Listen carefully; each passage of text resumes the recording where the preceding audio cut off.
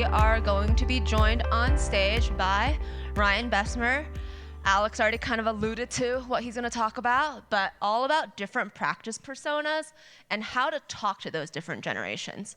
Dr. Brad and I always talk about how we're very millennial, but like, what does that actually mean? And how does that influence how you talk to somebody who's a millennial versus Gen Z or a boomer when you're talking about your practice? So Ryan's gonna come on stage and chat all about why people might join your practice. Let's see that standing ovation.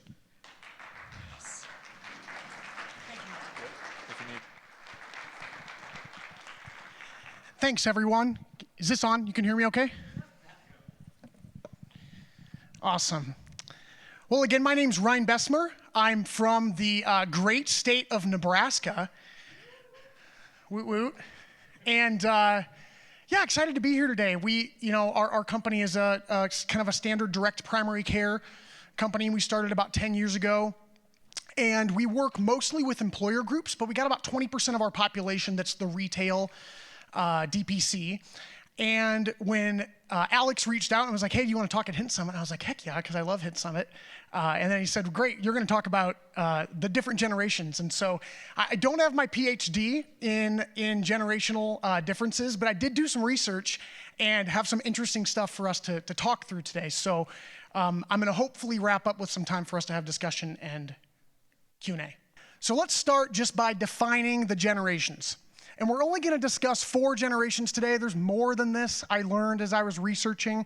But we're going to start with the baby boomers. So baby boomers are born between 1946 and 1964. You don't have to raise your hands. There might be some baby boomers in the room here. But this is a generation that's really defined by their hard work, their grit.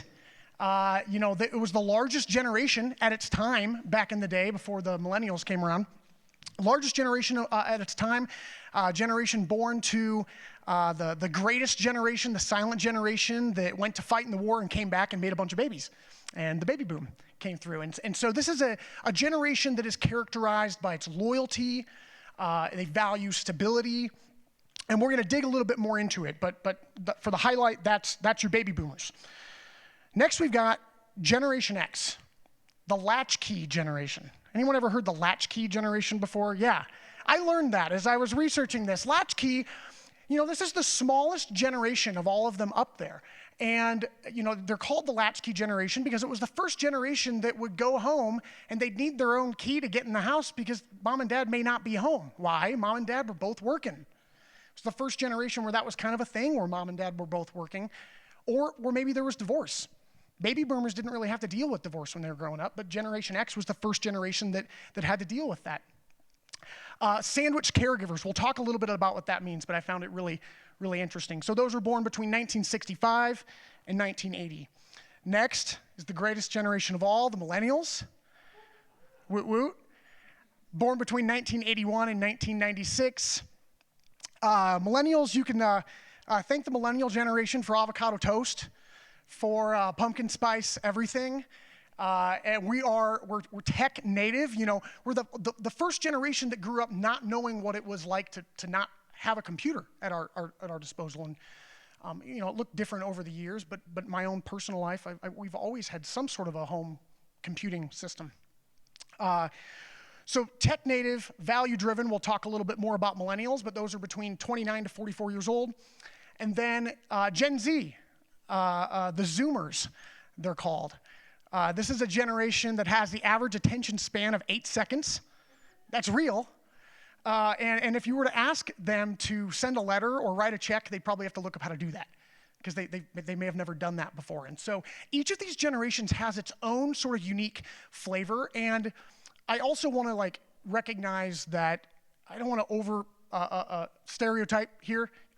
80-year-olds that like to text message and 25-year-olds that like to crochet. So, people are different in their own way. But I think it's important to recognize this as you look at your own practice and think, how do we want to grow?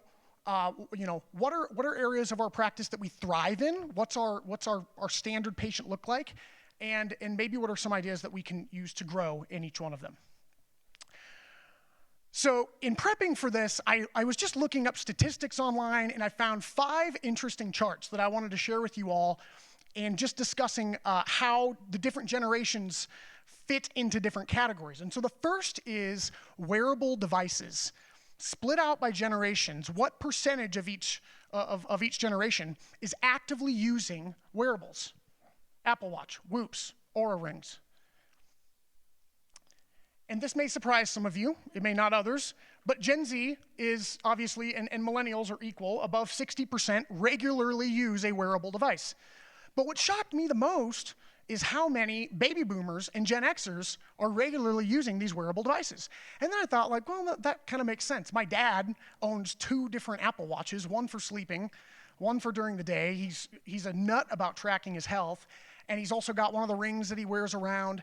And so I just found it interesting. I think from my perspective, as I was diving into this, I certainly expected the younger crowds to be more apt to go towards these devices.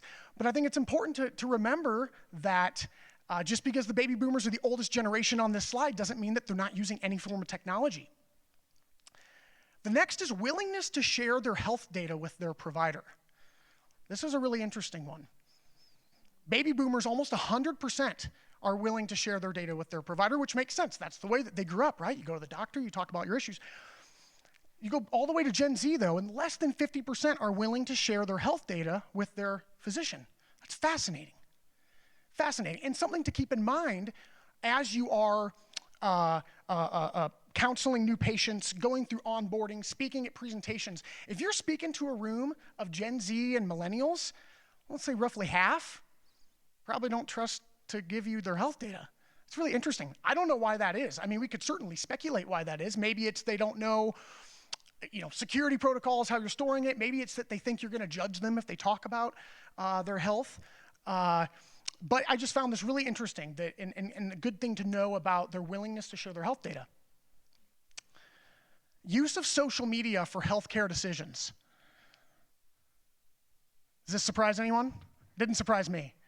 Not very many baby boomers are going to TikTok to look for their healthcare decisions. But what did stand out to me is that Gen Z, this new generation, and millennials, roughly half, when you blend them together, they're not just using TikTok and Instagram and all that to fill their time or to dead scroll after work. They're actually using it to make decisions about their healthcare.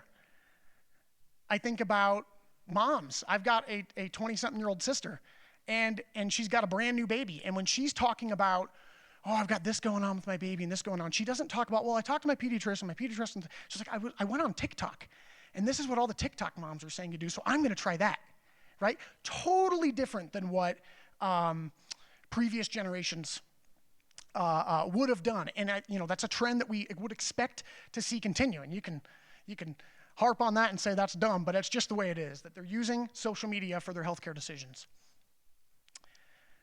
This was another interesting one. By percentage, how many used virtual care at all in 2024? And what stood out on this chart to me was how, pretty much everyone's using virtual care. And in fact, the baby boomers are using it a lot, which is great. And maybe that's an advent of COVID, and people were forced into it, and they saw how great this could be. But what stood out to me in this slide was just how many baby boomers are using virtual care. And when you're talking to new patients, regardless of age, how important virtual access to you as their physician can be. And last one, and then we'll move on. Report anxiety and depression with their provider. Next slide. 50% of Gen Z, 40% of millennials present with anxiety and depression. And I'm sure we all know this, right? Mental health is a huge category, or growing category in healthcare. And when you're talking with younger generations and wanting to attract them to your practice and want them to learn, or maybe something to catch their attention, I think remembering this is important. And as a practitioner, if you don't have a track for your patients for anxiety and depression, you should have one. If you don't have a kind of a pre-canned answer for them when they say, well, can you handle anxiety, depression? You should have something like that for them, especially for the younger generation. So So I'm going to move on here before we take questions. And we're going to go through each of the practice personas. I've kind of defined these practice personas just as the generations, but we're going to do a little more of a deep dive into each one and talk about, messaging around how you might position your practice to each of the generations. Now, when I was creating this, I used my handy AI tool. We're talking a lot about AI today. I used my handy AI tool and said, generate me a stereotypical picture of a baby boomer. And that's what I got. I thought that was actually pretty good. So baby boomers are the trust seekers, is how we've defined them. They're trust seekers because they're looking for a physician or a provider that they can know, they can have a long-term relationship with. And when I think about the trust seekers and baby boomers, I think about my dad, who's a physician, a direct primary care physician. And he talks about direct primary care is healthcare of the 1960s. It's the way healthcare used to be. And I think there can't be an easier generation to sell direct primary care to than the baby boomers, because you just tell them this is the way that it used to be. This is the way that healthcare that your parents grew up with and you grew up with, and because they value that direct relationship and they value you making their life easier. Now, with that said, this is a population that probably is less reliant on you having a dynamic mobile website and probably more reliant on you having in-person printed materials, things of that nature for them to go through when onboarding as a patient. So when I think through our practice, we kind of have two practices back in Omaha. And one of them is a concierge practice. And this is our practice persona right here. Our average patient is 65 years old. And we have a website. It's not great.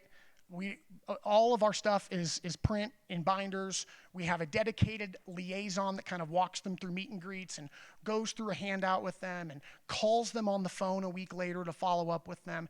And so we understand that this is our persona that we're marketing to, and we've sort of designed our workflow that way. Our marketing isn't that fancy either. It really is the word of mouth with this particular generation in a small town like Omaha, Nebraska. But just some growth ideas. If this is a sector that you're thinking, okay, I want to grow in this, I don't have enough of these, or I think that I could really knock it out of the park. In-person events, open houses with coffee and Q&A where they can meet you and talk to you and get to know you are going to be the way to go. Mail and printed brochures, offer free consultations. I thought this was an interesting one. Create a loyalty program. And it doesn't have to be anything super fancy, but gosh, if you're going to raise your rates, maybe don't raise your rates for someone that's been with you for 5 or 10 years or something like that. Tell them that they're loyal to you and you're going to be loyal to them. So that's the baby boomers, the trust seekers.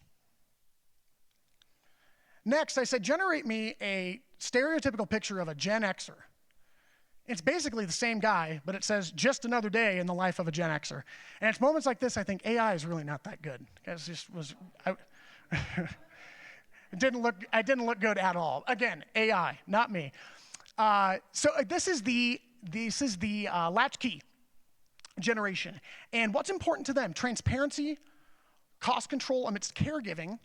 And I mentioned that sandwich generation. This is a term I had not heard before, but it really sparked something for me and something that I want our own practice to do better, which is marketing to people that are not only caretakers for their children, but caretakers of their parents at the same time. And that's one of the reasons that Gen X has been kind of earned this label of the sandwich generation. The messaging for this cohort, what I've come to learn is that they're busier than crap, and they've always got something to do, and they seek efficiency. And so, growing in this segment is all about getting them information in a super easily digestible, quick format that they can follow up on their own time. There's also, plenty of Gen Xers on Facebook. If any of you use Facebook, you'd know that. And that can be a great audience or a way to market to them. Growth ideas with this audience is to offer extended evening, weekend appointments, or at least emphasize to them that you can text and call me anytime, and I'm available on weekends if you need me. Why is that important? Well, because they're busy. They might be caretaking, after hours or running kids around to school or whatnot. Providing caregiving resources. Again, this is something in prepping for this, I hadn't thought about this before, but a change I want to make in our own practice is kind of hitting on some of those pain points, because I'm sure they're out there and we just haven't touched on that. And another idea I had in thinking about this was, could there be a larger family plan? When you think about family, that encompasses more than just mom, dad, and kids, but could it be mom, dad, kids, plus any parents that they may be caring for, aging parents? And just streamlining onboarding. Don't make it more difficult than it needs to be. If it can be all online for them, create an all online experience. And we'll talk about that, obviously. That's going to be important for the millennials and the Zoomers. So, Generation X, the efficiency experts. Next up, I said, generate me a picture of a stereotypical millennial. I think he's got a man bun. And I think the picture has his own face on it. Millennials, the value hunters. So when I think of the term value hunter with millennial, here's what kind of comes to me.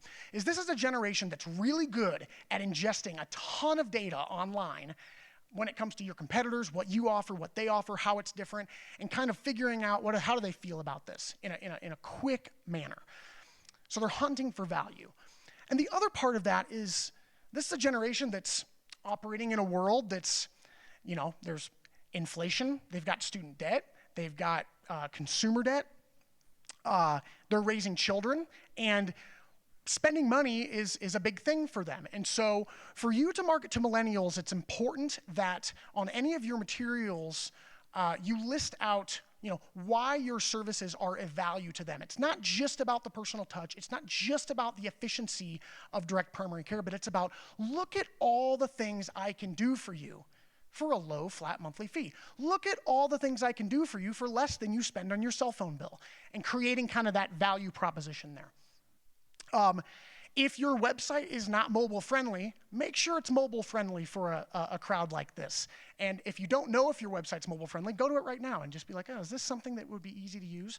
Because that's a good indicator for this crowd that's likely shopping for you on their phone. I'm not going to go through all the growth ideas, but some of the things on here that are important is, this integration of the wearable device.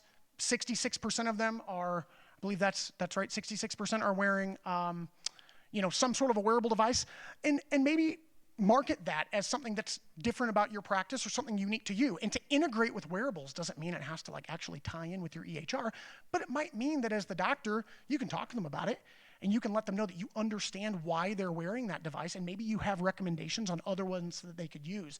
This is a crowd that would find that super cool. I think that's all I've got on millennials. So, millennials, the value hunters. Finally, we've got the Zoomers. Generate me a stereotypical picture of Generation Z. I thought that was pretty good. We've got a young Generation Z on her phone. I learned in the research preparing for this that the average Gen Zer scrolls 10 miles on their phone every year.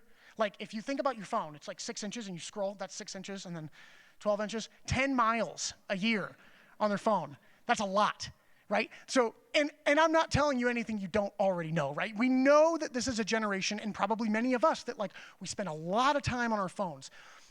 But they're labeled as the authenticity addicts because they spend so much time on their phone. They're very easily able to sift through the BS of what is just this kind of corporate jargon and what is authentic, because that's what they watch all day on TikTok and Instagram.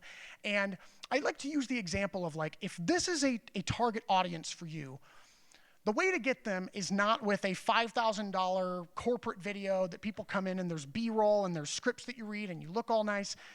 That's not what this particular crowd looks for. They want you to pick up your cell phone, put it in selfie mode, and say, today I'm going to walk you through my practice and show you how I'm doing this. Dr. Phil Boucher is a great example of that, of how he does that in his practice. Another one is Dr. Paul Thomas in Michigan does a fantastic job. If you don't follow him, you should, of going on social media and posting authentic content, because that's what this generation wants. They don't want pre-canned, corporate BS, I guess I'll call it. For onboarding, this is a generation that doesn't want to pick up the phone. They don't want to call you. They may not even want to email you. Does anyone know a Gen Zer that doesn't even like to email? I do. Yeah, they don't like to email. They want to text. And so if you don't have text integration for your onboarding, for questions, anything through your website, you need to for this generation. One thing I haven't really touched on, but I want to before we get to Q&A, is just around employers, if you're working with them, and we do a lot at Strata. There's one aspect of working with employers is that you need to sell to the business owner, right? Or the HR person. And they may not be the same generation as their workforce. They likely aren't. And so there's kind of two different sales tactics or personas that you're talking to. One may be that Gen X or baby boomer that's making the decision.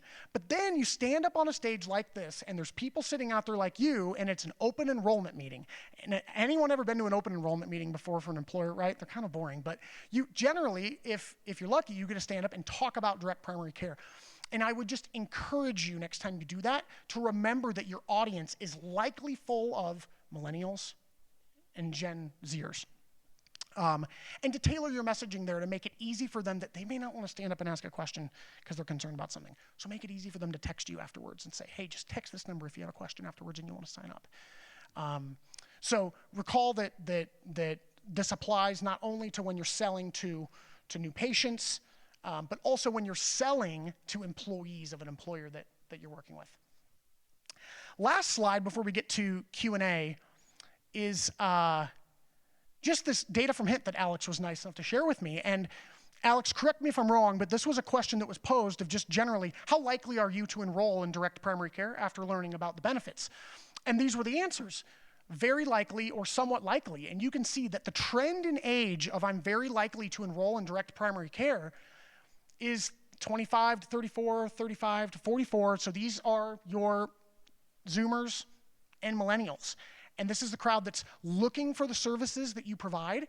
And so I think it's important when you know this to make sure that your processes for not only marketing to them, but onboarding them, caring for them once they're in your practice are somewhat tailored to that generation.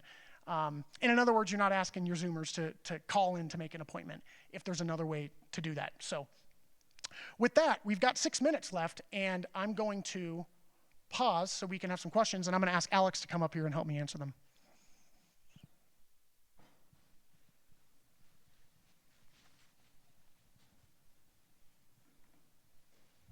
What's your favorite generation after doing all this? I mean, I think the millennial generation is the best generation. It's the largest generation. We're leading through all kinds of change. I have a question for the audience, actually, hand up. How many of you have specific plans built out in your practice for different age groups like this, or care only for one of these very specific niches? Something to think about, right? If you are going to be working with geriatrics, right, you can build out the plan and your whole marketing around something of that nature. So, cool.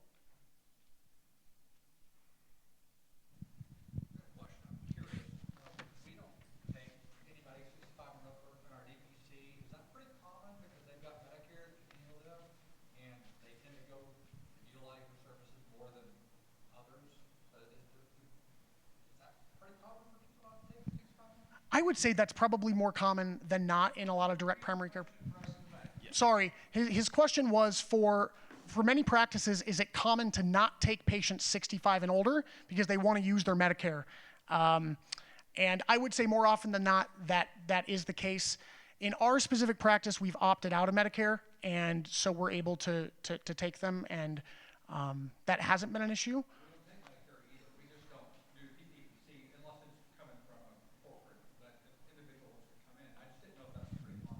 Yeah, I would say that's probably more common in my experience. I don't know if you would agree.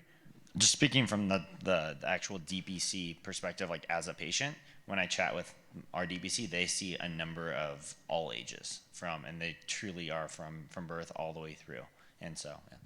Yeah, if I could comment on that, if you know how to highlight why DPC is better, and you can explain that simply to people on Medicare, they're like, oh, yeah, I can use my Medicare for my colonoscopy or whatnot. But once you say, did you know Medicare will only cover one urine culture, and then you're on the hook for a $200 bill? And then they're like, oh, yeah, there are some limitations. It's not the be-all and all. And then a lot of them actually, because they're boomers and they've learned how to save their money, overtime, now they're like, I'm ready for that actual attention that I saved all my money for. And I actually have a huge percentage of patients in those 70s, and I'm super surprised by that. I think there's also something around the ability to care for chronically ill, that as a direct primary care physician, if you specialize in, or not even specialize, if you make that something that you want to learn about and be able to care for folks of that way, there's a huge value up to that. Because if you can be the one person that they go to as opposed to 20 different specialists that they don't know, and someone that actually knows who they are, it's going to make a big difference. Yes, sir. On the slide, it said that the boomer generation was one of the lowest to be interested in the DPC benefit. In light of the fact that the boomer generation was most interested in trusting relationships, how do you explain kind of that low interest in DPC?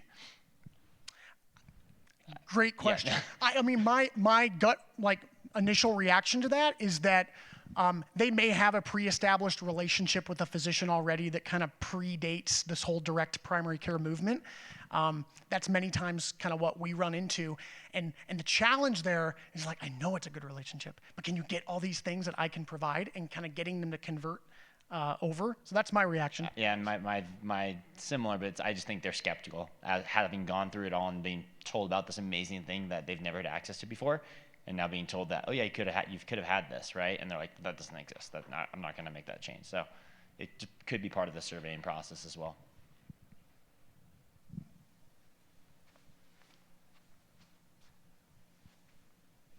Cool. All right. All right. Oh, One more, one more. Yeah. Of these different personas or demographics, which one is most likely to continue to sign up in a recurring fashion? That is a very good question. And actually, today we launched the Direct Primary Care Trends Report, and that was one of the things that is actually in there. And so we talked a little bit about the age of the employee and them kind of, what do you call it? I guess like re-signing. Long story short of it is that the renewal continued to increase. I don't want to steal any thunder if Beth's in the room because she's going to talk about this tomorrow, but every year they saw an increase in the number of employees that utilized DPC, and that was consistent throughout. So it's pretty cool. Thanks, everyone.